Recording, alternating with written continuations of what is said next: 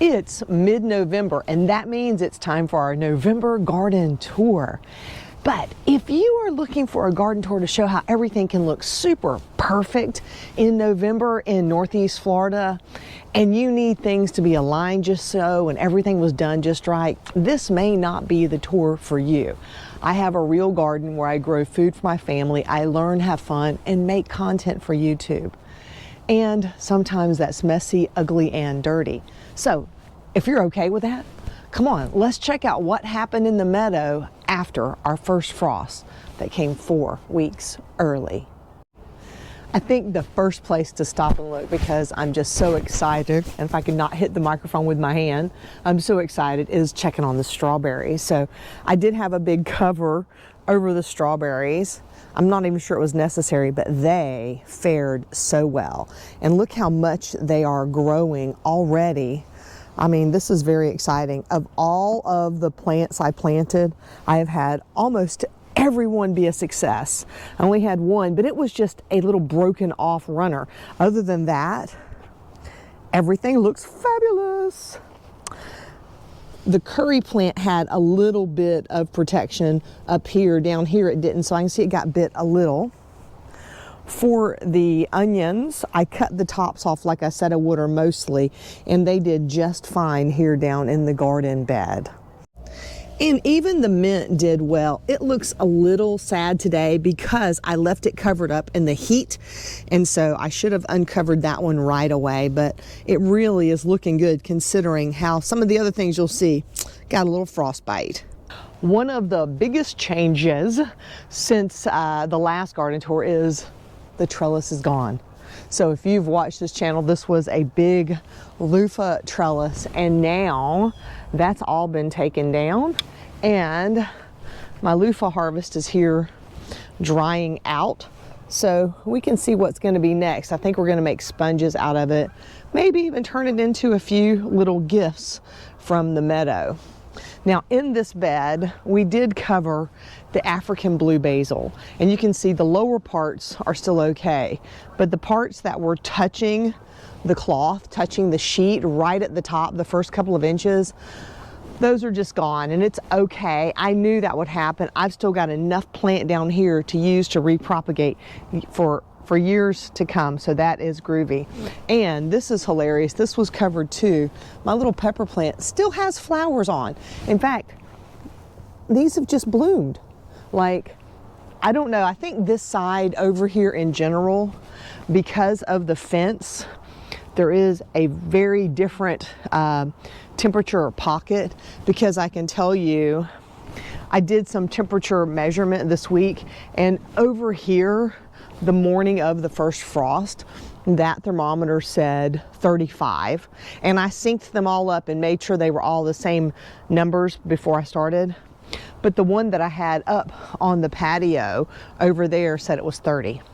And so it's interesting how much the mass of the garden beds, the fence, the position, all of these things together have kept this bed warmer. And in fact, I can look in here.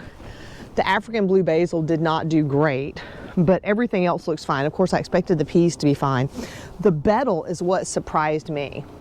Now, Mom grows it outside. She never protects it, but it's in a little alcove alleyway at her house. And so I am really pleased that the betel did well, because I did not cover it at all. It had no protection.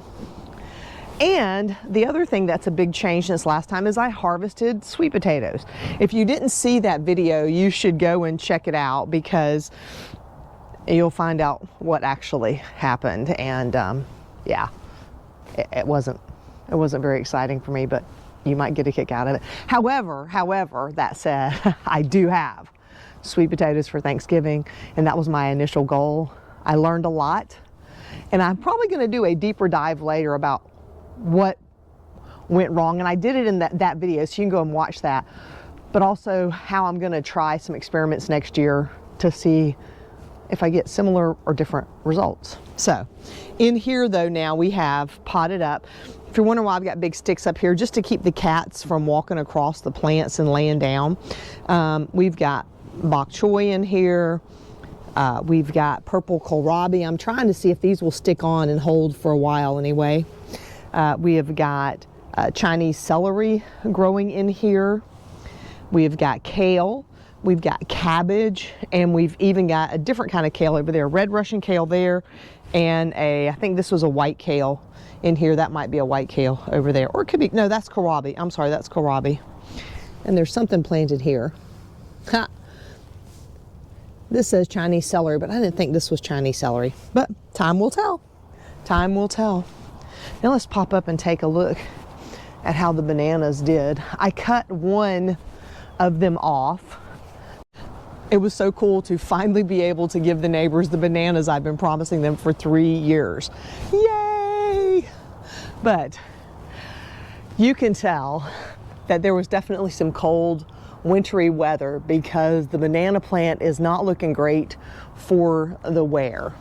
At this point in winter, anything that's hanging down like this, I may go ahead and cut off just for cleaning up. But we're gonna leave the bulk of the leaves so that they can fold down and help create a nice warm climate or warmer climate here for the rest of the banana plants and protect them. And then this one is almost ready to be harvested. So if I can keep it on the plant until I start getting some yellow ones, I would love that. And if maybe this whole hand turns yellow or that whole hand turns yellow first, I will go ahead and harvest them one hand at a time. I think we've got three hands on there. And up there we've got bananas. They're not even close to being ready yet. Right here we've got some bananas and they are not close to being ready yet either. So we're just gonna have to keep an eye on those and see what happens. The tabby bua did okay, but same situation, right where it was touching the top of the bag, the cover, it did get a little frostbite right there. I think I'm gonna have to figure out some different ways to do this, and I'll figure it out. Maybe put some pipes over, then throw the sheet so it's not touching. I don't know, but I will get that solved. Now, this little garden bed is the one that perplexes me the most because I think it has to do with the thermal mass of the concrete because it was frosty up here. We actually did have frost, but the leaves that are hanging out over the concrete, a few of them look kind of bad, but for the most part, they're kind of in the same condition they were before the frost. But in the middle of the garden bed, the frost really settled in and took over. And so I guess that's all I can figure. If you guys know, put it down in the comments. Do you think that the concrete held enough thermal mass to protect the stems that were sticking out? Because and it's just fascinating me. And by the way, it's not hurting anything. I can pull these out. I actually have some sweet potatoes in here, which is kind of funny because that was never my plan. This is like the way life goes sometimes. I was working really hard on that sweet potato bed. I did the amendments. I did everything except plant them correctly. And I got a really small harvest. I have gotten more sweet potatoes from all the accidental places that I wasn't trying to grow sweet potatoes than where I actually was trying to grow sweet potatoes. And that, my friends, is sometimes the life of a gardener. Now, I didn't expect that the Asian wing beans would do well with this. I didn't try to cover them. They've just had a tough time. And once it starts getting cold, they stop producing. And so I didn't waste any of my energy for that. And I thought I was going to cover up the Thai basil. This is Thai, a DMR, downy mildew resistant variety. I didn't cover them at all. And they seem to do okay. And I think I can do some propagation here and get some more started. So very happy about that. I'll be glad. This bed is going to be moved before the next season. So this will all look a little different up here. I'm going to sneak past some of these beds that are just junk. I shouldn't call them junk, but I mean, it's just, I've got one thing growing in here, but the rest of it is weeds or something like a lamb's something, but actually I think something else took over. That's not what it is. It was down here. So that's done over here. But take a look at the hibiscus. I could not cover all of the hibiscus, so you can definitely see the cold weather took a bite out of it. Can you guys tell me when I'm supposed to harvest these? Uh-oh, this one, oh no, that one's not finished yet. I can tell the difference now in size. Like, I'm pretty sure this has already had its flower. It's really big and nice and plump. Is this the time to harvest this? I would love that if y'all could tell me down in the comments, because I'm getting quite a few that are that size now, and I really just want to do something with them. The big surprise of Frost Week and Jack Frost being here 4 weeks early. I know I keep repeating that because it's a great reminder for us that an average first frost date is an indication. It's a planning tool. It's not a perfect tool. You still have to pay attention to the weather, but I digress. Check out the bell peppers down in here. I mean, they are still alive. I'm gonna throw up a picture of all that I harvested off of these. I think having the African blue basil in here, the mass of the garden bed, the heat from the garden bed, and they were just covered up with a frost blanket. You can see the stuff that was right on top, that got bit. But down underneath, there is a chance if it warms up a little, I might get some more peppers. And so I opted not to cut them all the way back and winterize them this time because more peppers is good. Now, I also had a frost cloth over this mostly brassica bed. I wasn't too worried about the plants other than they were small. And so I have a greater worry from snails. They are eating the heck out of this kale plant here. But even the beans, which I couldn't cover all the way to the top, did pretty good. I was kind of pleased with that. Marigolds look fine. Look, we even have a marigold bloom. The amaranth, time will tell how that holds up. But the broccoli's looking good. I've been splitting out the broccoli into additional cells just to help with succession planting and saving the stuff that's already made. The squash, though, this is a python bean. Not looking so great. And I did not expect this eggplant to do well from this. This is year 2 for this eggplant. And so I actually didn't cut this back on purpose so that I could have something to tint for the bed. And so I think that really did work. This bed got to, I think it was 31 degrees on the first day. I didn't come out and check the second day. We also covered up the avocado. It's so big now I have to take 2 bags and put one from each direction. But I think I'm gonna try to figure out something different because the bigger challenge that I have is some of these plants are not small enough for me to cover by myself, or the bags that I bought, while they work well, they actually, many of them make lollipops instead of ghosts. And I've learned this year that the goal is to make a ghost. And I think I want to do just a separate video on that. I'm not going to harp on that during the garden tour. But I think it'll be really interesting to look at that, especially for newer gardeners. If you're growing things that maybe are a little edgy for your climate, it might help you as well. I really do try to do many things as I can that are right for my climate. So the avocado, for instance, is hardy to 25 degrees. That's good for my climate, but it's a variety that buds in the fall and flowers in the spring. And so it has buds on it during the winter. So if we have a hard frost or a hard freeze, those little buds are tiny and tender and they will not make it. We've had that happen before because we thought we could get away with not covering the tree. And so if it gets really cold, we'll put a cover. And then I even put a little non-LED spotlight, I think they're halogen, that get a little warm, and we'll put that under there just to create some additional heat for that. Now, check out Orchard Row and the plants we have out here. Funny enough, at the ground level out here, it also reached 31 degrees down on the far end. But look at this.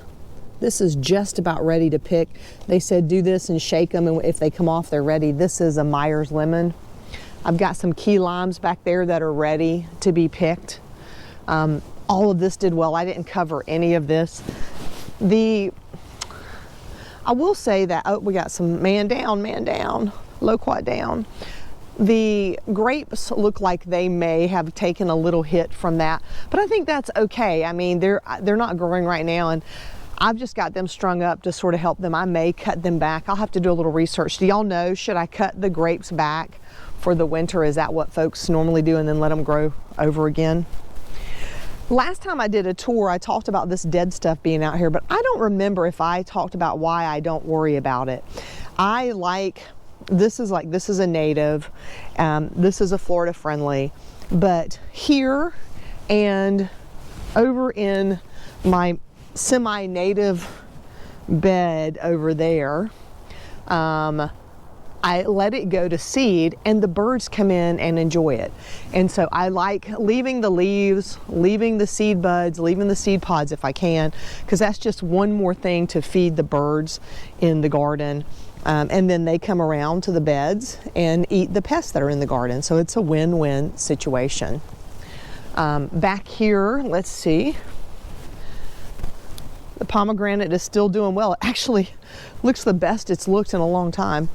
Hidden there among, this is just a regular grass. I think we have no, we don't have a lemongrass. This is just some sort of regular grass. I bet this is that torpedo grass. Lucky me. And the blackberries look okay. That avocado could use some water. Oh, I forgot all about that one back there. That definitely could use some water. I'm looking at the leaves there. This part of Orchard Row looks great, and I think we've decided this is an orange tree. Even though that says lemon, this is an orange tree. I think that's the lemon tree here. And so, because take a look. These are just about ready to pick, and I'm leaving them as long as I can. I think that the cold weather is going to help them taste a little bit tastier. So that's pretty cool. Very excited about that. But everything out here did just fine in the cold weather. Even though right down here, it said it was 31 degrees. It was not 31 degrees for very long. It was not a hard freeze. And that's the thing too, is when you have a frost and you have tender plants that are not made for frosty weather, a little bit of frost can just wipe them out. But if you are growing plants that like we have in the avocado, and you put them in good conditions, a lot of times things will last a little longer than expected. But that's for me. I'm here in Northeast Florida. I'm not somewhere where it gets super cold, where everything freezes. I know Habitual Hobbies, if you haven't checked out her channel, you should. Habitual Hobbies is up in Missouri in zone 6B, 7A. Fingers crossed. Did I get that right? I'm sure she'll chime in. And so it got down to 20. So she had peppers on, things were doing great, and then it got down to 20 degrees. Phew, done. Just done. Now over here in Propagation Alley, I didn't cover anything over here, but I tried to water everything in good. I can see that. This is Leatris. This was already going to seed. I actually want to pull some of these seeds off. The African blue basil didn't do well, but the other natives did. That's a native. They all did just fine over here. Giant ironweed did just fine. And even the spiderwort that I haven't finished splitting up yet looks great. So I'm very happy about all that. And then over here in this bed here, this is, we've got brassicas back over there, but right here I've got my first little eggplant on. These are purple Asian or Thai eggplant. These are purple Thai eggplant that I started the seeds in June. I transplanted these a couple of months ago, and they're finally starting to put on a little bit of food. That's kind of fun. It was just an experiment to see how far it could go, and oh, I see another bud back there. And then this is so funny. The wind blew over this okra plant. These are too big to harvest now, so I'm just letting it go to seed. I think I finally have a couple on there that are big enough for seed. But I just left it because what it did is it again gave me my little hoop. So this landed here, and while I had everything covered, that just gave it a little bit of space to hold heat underneath the little mat there. And then last but not least, the taro. Actually, there's one more after this. The taro did okay, though time will tell. There's actually there's a banana in here. This was a banana I popped up and just needed a place to put it. So there's a banana sitting there right now. And speaking of bananas, let me walk around this way too. This is the root of that banana plant I took out a while back, and it actually has a baby banana. There is no other soil in here. It is living off of that plant. But I covered this with a bucket too, and that it did okay during the frost. And so I'm kind of excited. I think all things considered, the meadow looks pretty good for having a frost. Did I mention it? 4 weeks early. Actually, technically 4 weeks and a little few days early.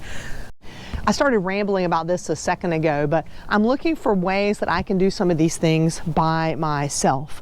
A lot of our family's schedules have shifted around, and so I don't always have an extra set of hands specifically on the night that I need them to cover and or uncover stuff. And so I'm looking for ways that, as the person who typically does most of the stuff in the garden, that I can also do the covering by myself as well. And I'm excited that it's fire pit season again. I sat outside last night and enjoyed a little fire here in the meadow. It was really, really nice to just sit out here and enjoy and listen to the sounds of nature. I missed one. The dragon fruit. The dragon fruit did really, really well. We turned this into a ghost. It worked out pretty good.